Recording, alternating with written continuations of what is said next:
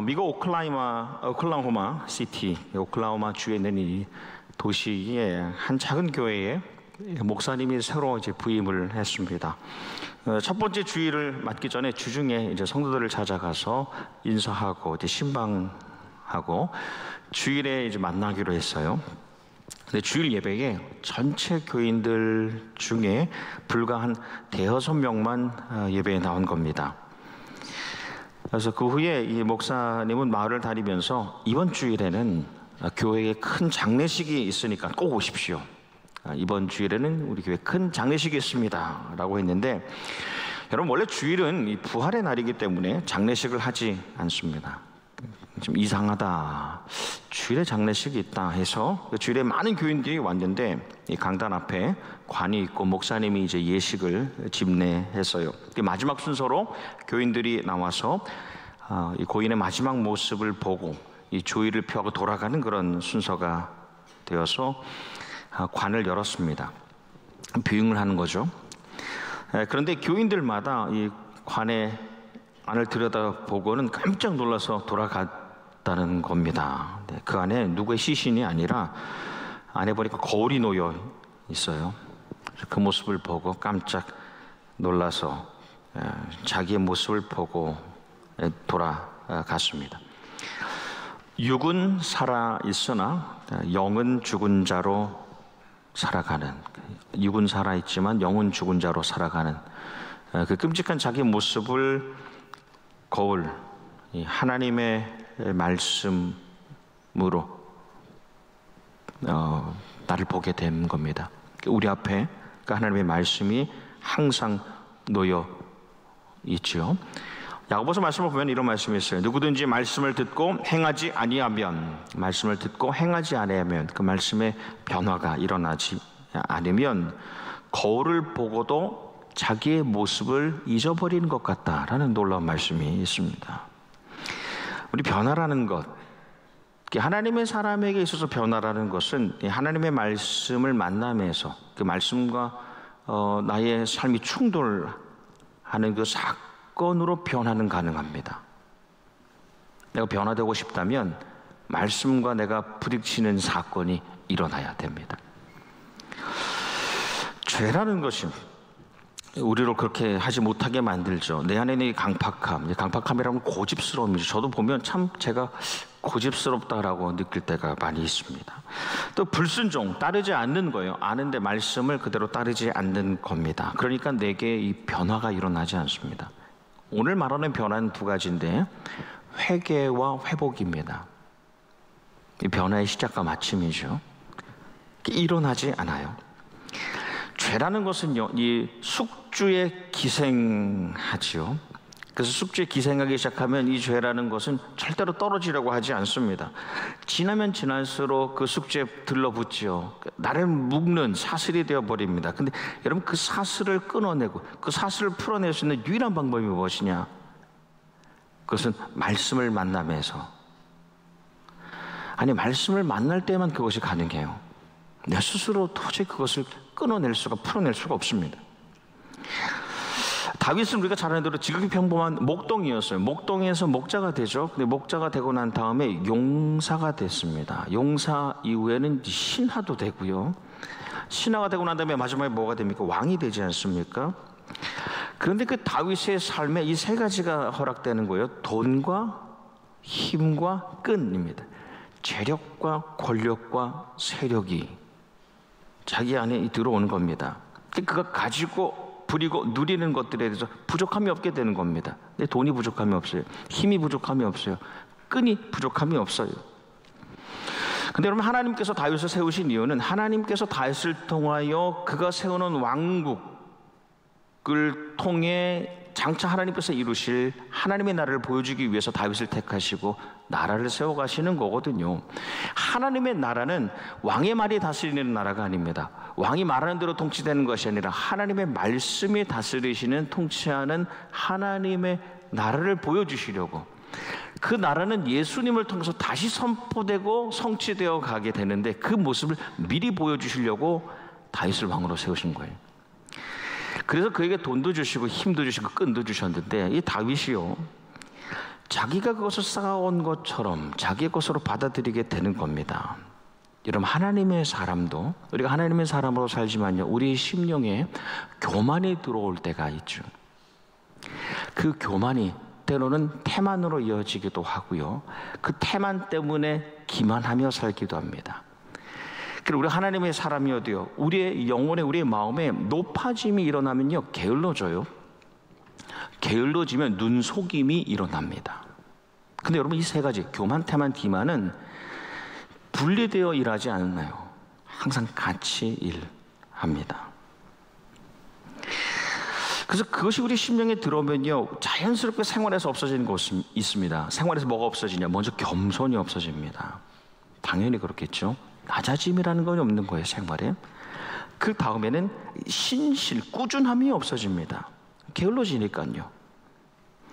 그리고 정직, 솔직함이 사라집니다. 간략하게 말하면 하나님이 보이지 않고 나만 보이게 된 겁니다. 자세히 보면 하나님의 영, 성령님이 일하심은 나에게서 멈추고 나의 영이 일하고 있는 거예요. 나의 영이 일한다는 거예요. 성령님이 일하시는 것 같지만 나의 영이 작동하고 있는 겁니다. 우리 교만, 태만, 기만은 사실 저의 언어가 아니라 아주 유명한 20세기 칼 바르트라는 신학자가 죄의 세 가지 본질에 대해서 말할 때 이 교만과 태만과 기만을 얘기했습니다. 이 세 가지 안에서 작동한다는 거예요. 근데 이 세 개는 서로 격리되거나 분리되어 일하는 것이 아니라 함께 일한다는 겁니다. 요즘 시체말로 융합되어 이 죄가 일한다는 겁니다. 그러니까 내가 높아지고 싶고, 그리고 다른 사람을 속이려는 마음이 들어오고, 그리고 점점 게을러지는 이 세 가지의 죄가 이렇게 혼합되는 가장 대표적인 예가 다윗의 간음 사건이에요.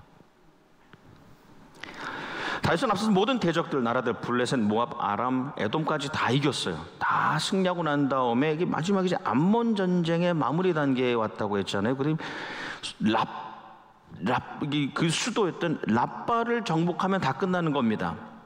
근데 말씀해 보니까 다윗은 예루살렘에 그대로 있더라입니다.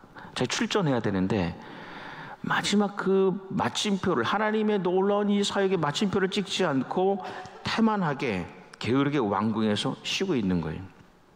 그래서 그날은 다윗이 낮잠을 즐기다 저녁에 일어나서 옥상에 거닐고 있었는데 여인을 보잖아요. 근데 여인을 보는 순간 그의 능력으로 그녀를 가질 수 있다라고 여기는 교만이 작동합니다.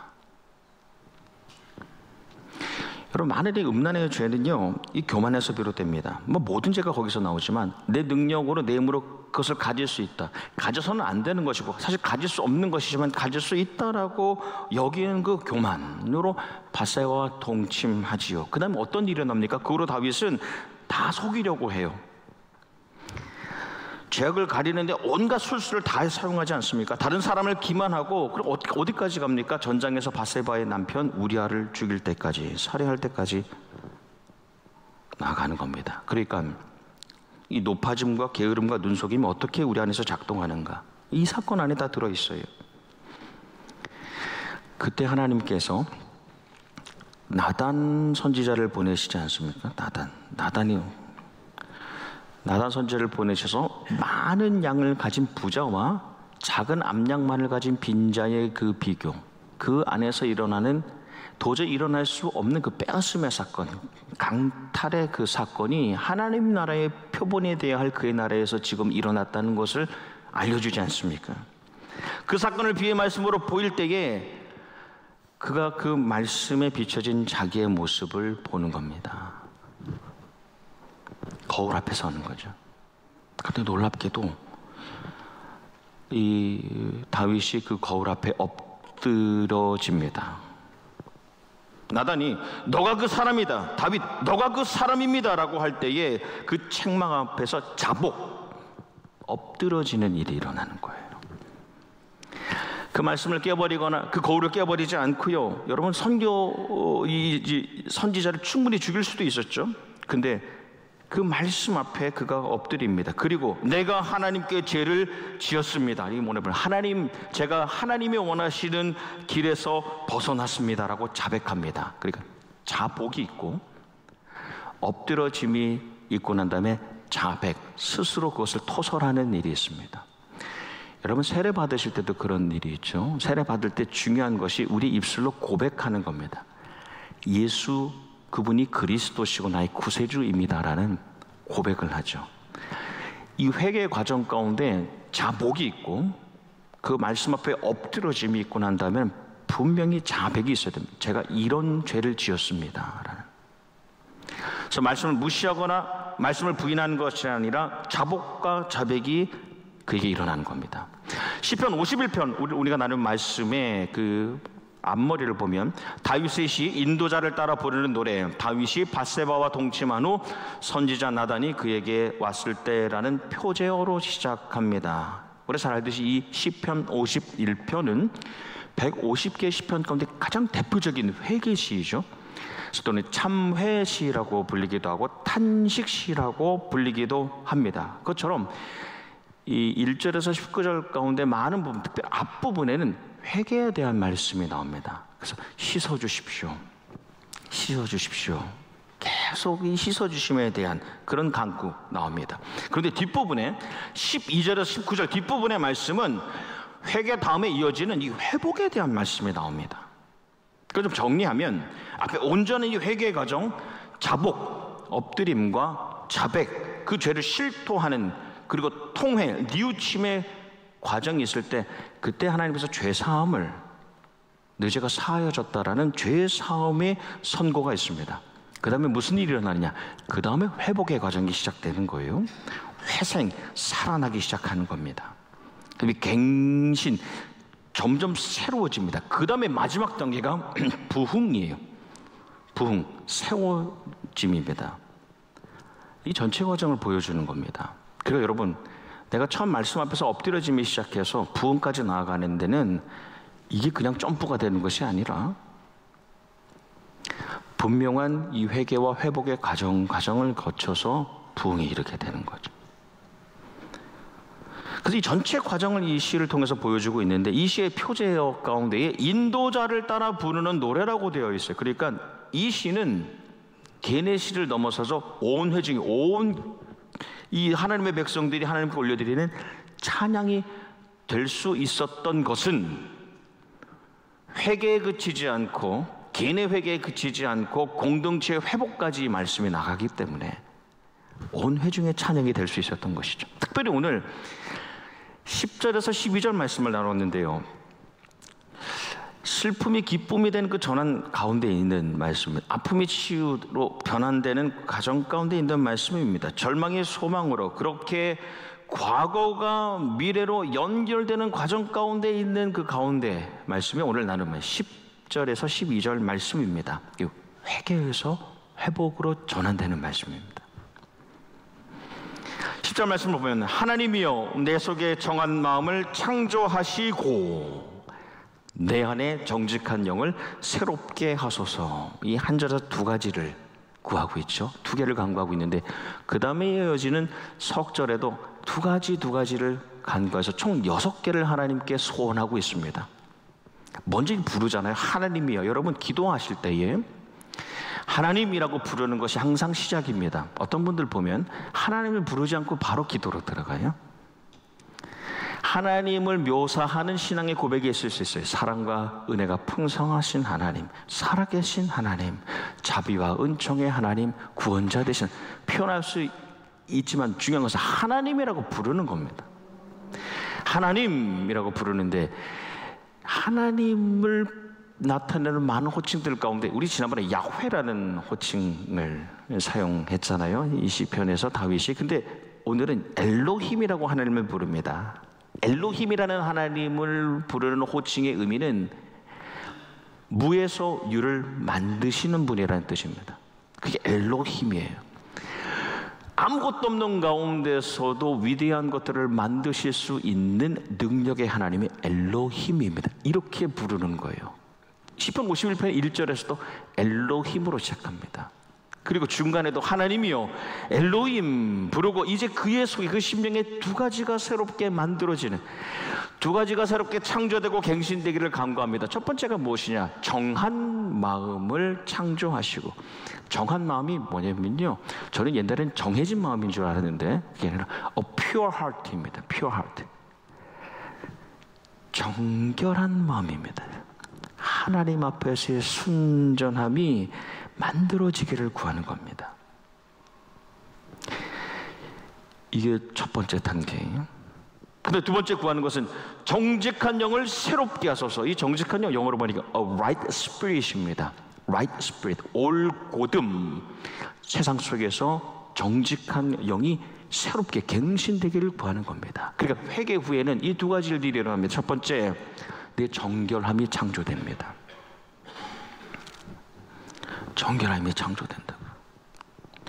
순전함이 다시 만들어집니다. 그 다음에 이어지는 것이 올곧음, 정직함이 새롭게 세워지는 겁니다. 이게 회개 다음에 일어나는 사건이죠. 여러분 흥분되지 않습니까?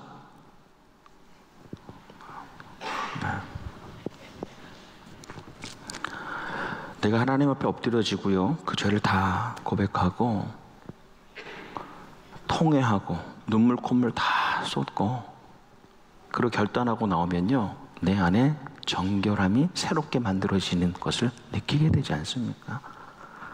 세상 속에서 내가 하나님 앞에서 정직한 자로, 올곧은 자로 살기로 하는 그런 새로운 마음이 일어나지 않습니까? 그 고백하고 있는 거예요. 흥분되죠. 그래서 여러분, 회개는요, 물론 내 죄를 보면 너무너무 슬프지만 회개하려고 시작한 그 순간부터 기쁨이 옵니다. 왜냐, 내 끝을 알기 때문에, 이 회개의 결과를 내가 알기 때문에 흥분돼요. 그 다음 예절 말씀이 나를 주 앞에서 쫓아내지 마시며 주의 성령을 내게서 거두지 마소서입니다. 두 가지, 쫓아내지 마시고 주의 성령을 거두지 마십시오. 두 가지인데, 사실 다윗이 여러분 이 선대 자기 앞에 시인이었던 사울 왕의 그 결말을 다 알지 않습니까? 어떻게 마치는지, 그 어떻게 죽게 되는지를 다 알게 되지 않습니까? 그럼 보면서 하나님, 저는 그렇게 되지 않기를 원합니다 라는 거예요. 그러면서 구하는 두 가지의 소원입니다. 첫 번째, 나를 주 앞에서 쫓아내지 마시고. 오래전에 사울이 아말렉에서 전쟁에서 이기고 난 다음에 하나님의 말씀, 모든 우상의 것들을 진멸하라는 그 하나님의 말씀을 버리잖아요. 그리고 난 다음에 자기 보기에 좋은 것들을 따로 챙기지요.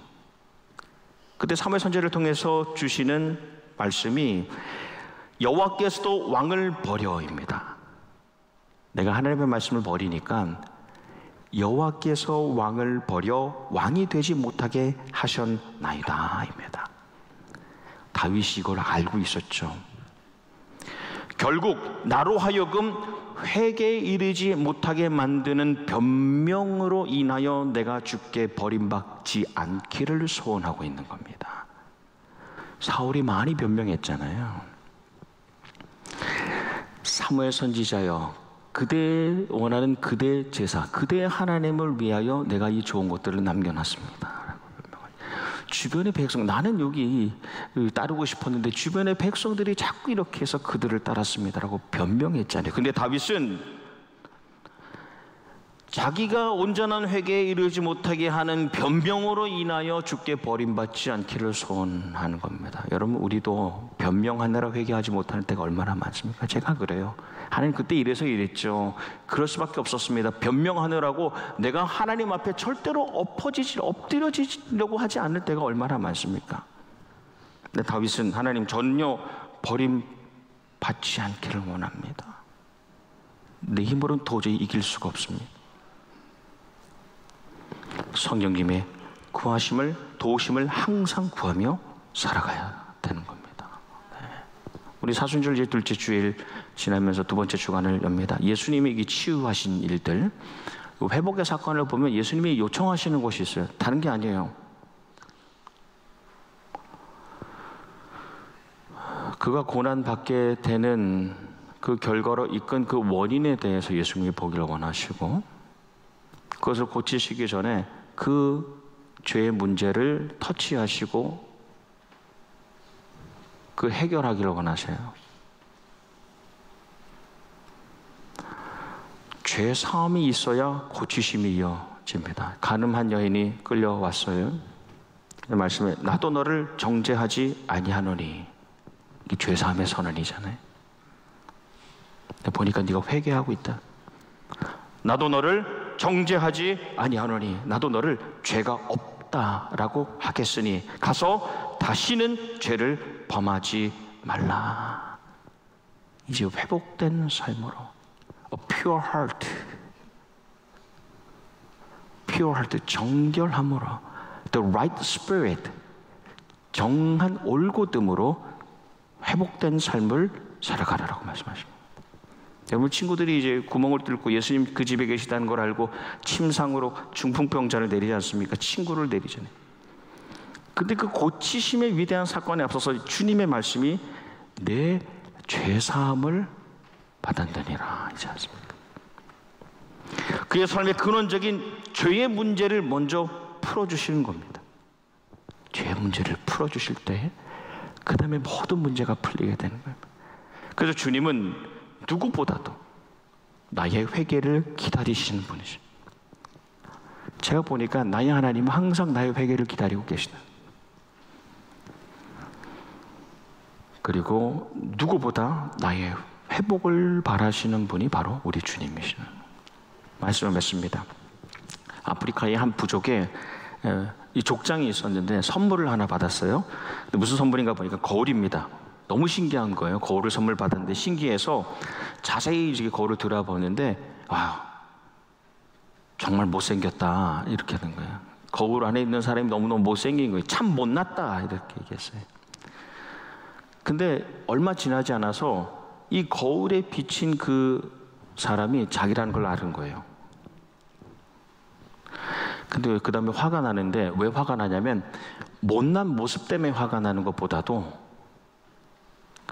너 참 못났다 라고 말할 때에 함께 부족원들이 같이 들었던 것 때문에 화가 나는 거예요. 창피해서. 그래서 어떻게 했냐, 거울을 던져버렸죠. 거울이 깨졌습니다. 근데 이 이야기의 결론이자 교훈이 뭐냐면 다시는 영원히 거울을 가질 수 없었다 아닙니다.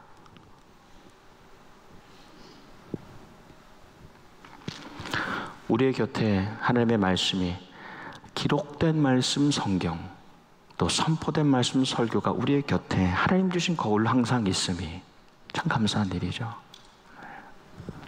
말씀을 준비하면서도 항상 저를 비춰봅니다. 내가 감히 이 말씀을 전할 수 있는 자인가 말이야.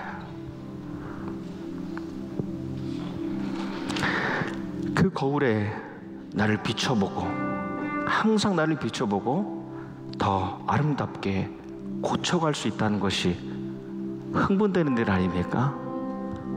네. 우리가 화장만 이렇게 삐뚤어지고 눈썹만 떨어져도 당장 가서 화장실에서 고치면 더 아름다운 모습으로 평생을 고쳐갈 수 있음이 너무 감격 아닙니까? 엎드림 회개를 지나서 새로운 회복, 세워짐의 즐거움을 누리며 살아가시기를 주님의 이름으로 축복합니다. 아멘.